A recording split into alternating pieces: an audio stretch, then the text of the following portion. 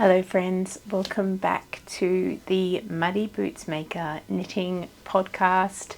I'm so glad you've joined me here today. I wasn't really expecting to be chatting with you all this soon after my last podcast episode, but I have finished all of those WIPS that I showed you last time. I'm very excited to have blocked and taken photos of all of these wonderful knits. So I have the Cargill Cowl and I have taken some video footage of it, so I shall show you. I'm really pleased with how it's turned out, and I'm sort of playing around with how I will wear it. I think it will probably be popped in half to be worn that way. It's quite floppy and odd how it sort of sits, so I've still got to find a way to wear it nicely, but I'm sure once the weather cools down I can have a little play with it and see how I want to wear it. But it is super soft and really lovely, and I'm excited to have another cowl in my wardrobe. So that's that one, and I have finished off, cast off and blocked my new With the Flow shawl. I'm not going to go into it too much because I'm going to chat about this next time I see you, because I'm just in the midst of writing up the new pattern for the ending of this shawl. I have, however, I did take down the old pattern and now it's back up again, and so you will be able to access that pattern. I had some issues over on Ravelry and that's all sorted now, so you can purchase my patterns on Ravelry.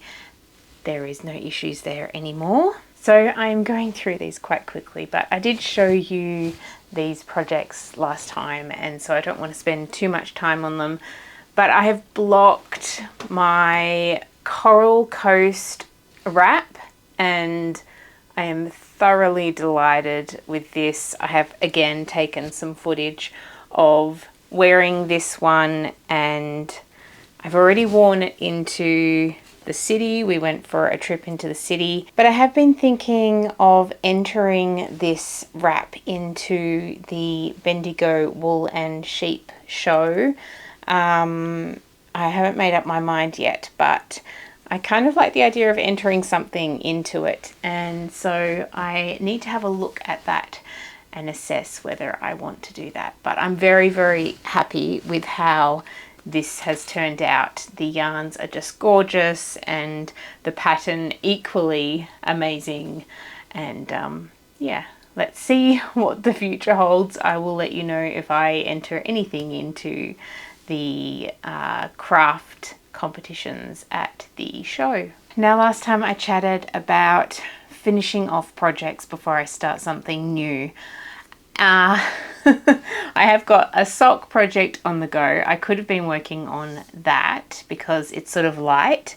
It's been really, really hot, and all I've wanted to do is sort of sit in the evenings and craft on something that's not so hot on my body.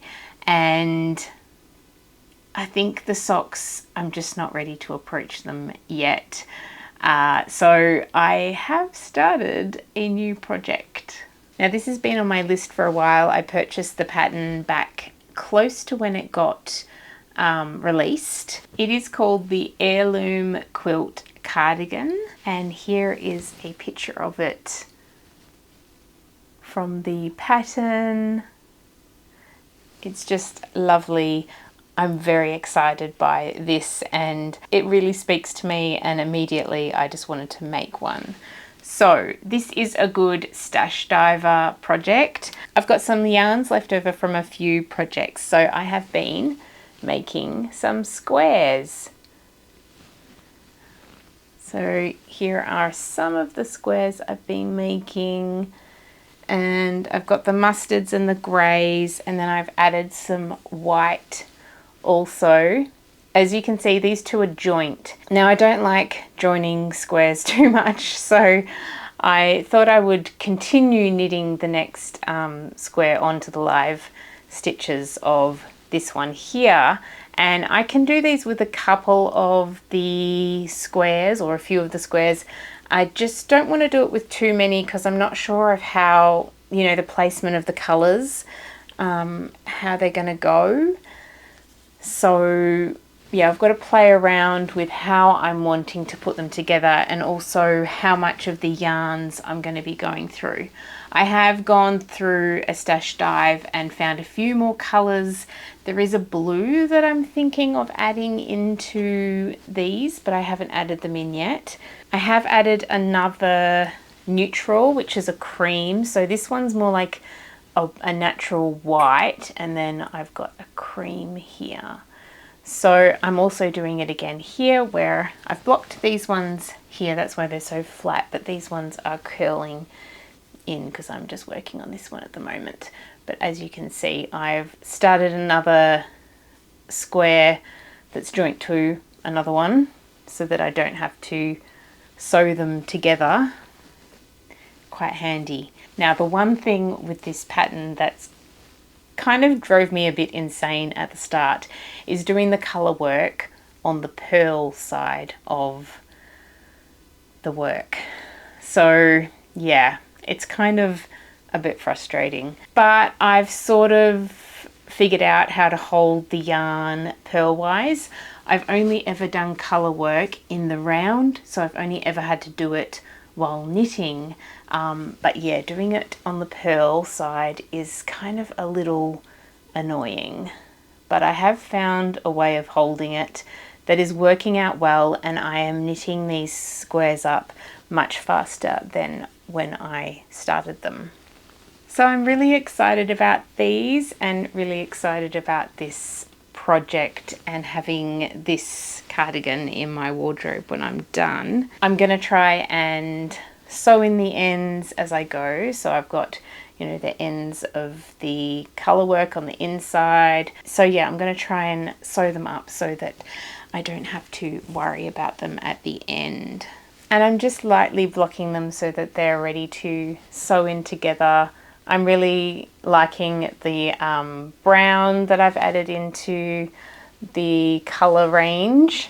I've also got to make a decision on the arms and what colours I'm going to do. The ribbing around the outside to join it all together, and then the arms because they're just plain one plain colour. So I'm not sure whether I want to do them the same on both sides or different on either side. I still have to make that decision. As I said, I've gone further into my yarn stash and I've found a few more colours. So I've got this blue, and I'm not sure whether I want to add this blue into it.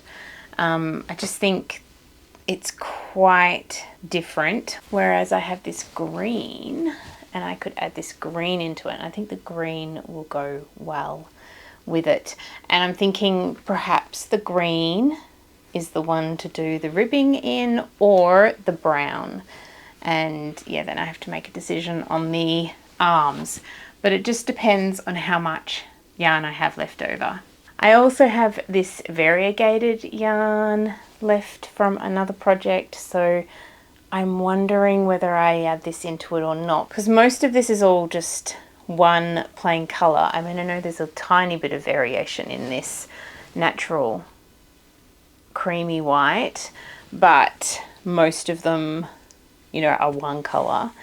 And so yeah, I'm not sure about adding this, but what I can do is knit, you know, one square with this, maybe see how it goes, and I can always add these into a cushion cover, because I was thinking, oh, this would be perfect as a cushion cover as well. So I could do, I think 4 of them will do, with a border around it, will do just a standard pillow size. So I'm thinking, you know, I can always experiment with a few squares here and there and yeah, make them into something else. So if they don't suit the colour palette, I'll make them into a cushion. So I would be interested to know what you think, whether I should just stick with adding this green into the mix, or whether you think the blue might do well, and what you think about the variegated yarn, whether I should just leave that out. It would be great to get some feedback before I go further with those. So here are the sort of colour palettes I've been going with, are these, and we'll just add the cream in there. So if we've got all of these colours and then we added the blue, it's really hard to tell. Or if we added the green, and it's probably a bit dark, so it's not really easy to see, but I might do a bit of videoing after this, and we can have a little look and see what they sort of look like together. But if you have some feedback, I'd love to hear from you. And if you've knitted this before and you've also found a way to hold the yarn while colour working on the purl side, I'd love to hear your feedback, what you have found with this pattern or with any other pattern, mind you. As I said, I've never done colour work on the purl side. I've only ever done it in the round, so it's a tiny bit frustrating, but yeah, as I said, I've found a way. It's just a bit slower on the purl side than the knit side. One thing I've also found is that I've gotten used to the chart and how, you know, I'm knitting it after I've knitted. I think I've knitted about 6 squares now, or I'm on my 6th one, so pretty much got the pattern down pat now. I have made a couple of mistakes here and there, and I've had to go back into the work, and I've made one mistake here where I've done the colour work in the 2nd stitch. I was supposed to do it over here, but I'm okay with that. I'll just put this in a part, you know, maybe near the arm where you're not gonna see, or on the back, and it doesn't bother me too much. So that is really all that I have to share on the knitting front. I haven't really gotten around to doing much mending yet, but it is, you know, going towards the end of summer here in Australia, and we are just enjoying late night swims in the local lake that we go to. It's beautiful. It is just so rejuvenating to go into that fresh, warm, really, water, and yeah, cool ourselves down after a really hot day. Today is pretty much the last hot day for a while, so I'm on one side, I'm really pleased that that is the case, and on the other side, I'm a little bit sad that this summer is ending. As they say, you have 18 summers with your kids, and that's just not enough, really. So one of my kids is 16, so that means maybe I have 2 more summers, maybe I have a bit more, maybe 4 or 5. Hopefully she'll be interested in hanging out with her family. But yeah, I'm noticing more that she wants to be with her friends, and yeah, that's fine too. She's growing up and getting out there into the world. But yeah, it's just lovely to have those moments as a family and go swimming and enjoy those things, seasonal things that are just so precious, you know. I've been working on continuing to clean my studio, among also making a few things. So I recently made an eye cream, which I will have up in my shop by the time this goes up, and it's a new recipe. I have perfected it a bit better. It has beautiful ingredients in it that help, you know, with that under eye puffiness, and just to nurture and protect that really delicate skin we have around our eyes. So it has vitamin E in it, it has shea butter, it has apricot kernel oil, and it has a tiny bit of lavender essential oil in there too. So it's very, very soft on the skin and really nurturing as well. And I've got a few other things back up in stock as well, which is exciting.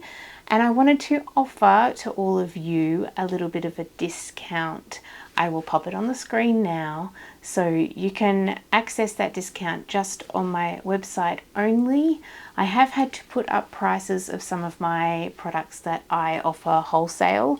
It's just what everyone's doing at the moment, I guess, is putting up prices because the cost of living and the cost of materials and all that are going up. But what I do try to do is keep my herbal offerings at a really, affordable price. So for instance, this is my eye cream, and I print out my own labels. I'm trying to keep the costs down, but I am planning on having a better label on these eventually. But what I'm trying to do is keep the costs down. So all of the sizes of these jars are only $10. There's one that's $12, which is my sinus balm.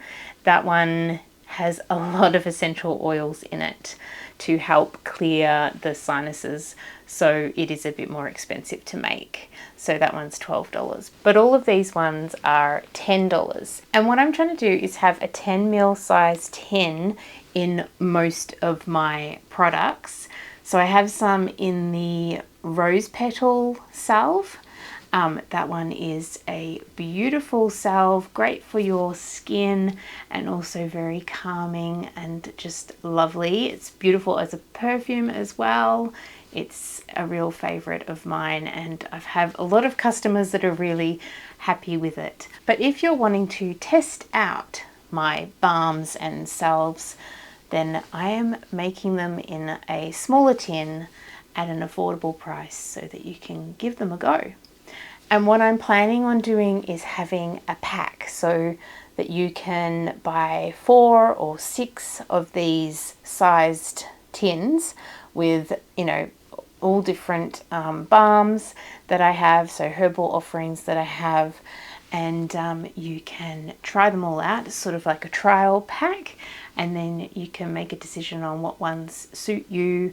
You can also gift them. They're a great size for a gift, or as I like to do, keep one in my handbag, not particularly the eye cream. I just have this one sitting next to my bed or in the bathroom ready to put under my eyes at night time. But I'll have my sinus one next to my bed, and I'll also have another little one in my handbag just in case I'm feeling a bit stuffy. I will then apply it just a little bit under my nose just to help clear my sinuses. We recently went into Melbourne and we went on the train, and it took us about 4 hours to get home because there were a lot of train issues that day, and I was starting to get quite congested being in the train and in that sort of aircon environment. So I popped a little bit on and it really helped assist, and also I could feel the headache coming along, so it's great as a headache one as well. As the weather cools down, I will have much more time to spend creating my herbal offerings. It's a little bit hard in the heat because you're warming up the wax and doing all those sorts of things, and it's also really difficult at the moment to find the time because I'm outside so much attending to animals and attending to the garden and trying to keep things watered and healthy in this hot, dry heat. We just haven't had any rain for so long. It's been really hard. So I'm going to leave this short little edition of my podcast there, and I hope that you're all well and enjoying your crafting time. I'm going to go and sit down and assist my kids in some of their schooling with my knitting. So I'm going to continue working on this cardigan, knitting all these squares and working through my stash, which is exciting. And then I am looking forward to casting on the sleeves of Charlotte's jumper. It's just been a bit too hot and I haven't really been, I just have to set that time aside and say, okay, this is what I'm doing. Once I've cast it on, and I have it there sitting there, I will work on it. And I think I felt a bit overwhelmed with it, so what I'm going to do is one sleeve at a time, and I'm just going to put little stitch markers in where I decrease in the arm, and I'll just, you know, copy it again with the second sleeve, which is fine. It's just, you know, I'm a bit of a bulk person, so I cook bulk batches of food, and I don't do things lightly. I will, you know, if I'm making a focaccia, I will make 2. You know, if I'm making banana bread, I'll make 2 or 4. I just don't do things lightly, and sometimes I need to pull back and just say, okay, you're wanting to do 2 sleeves at a time, but really, realistically, I think 1 at a time is fine. So I'm going to do that. I'm going to have that sort of frame of mind and finally get it on the needles so that I can get it on the way. So take care, my friends, and I will see you again soon, no doubt, because my knitting mojo is back, and it's back in a good way. I'm very excited about having this in my wardrobe, and I think that's what's driving me forward, is the fact that I'll be having this lovely cardigan to wear in autumn and winter. It's going to be lovely. Take care, and I'll see you soon.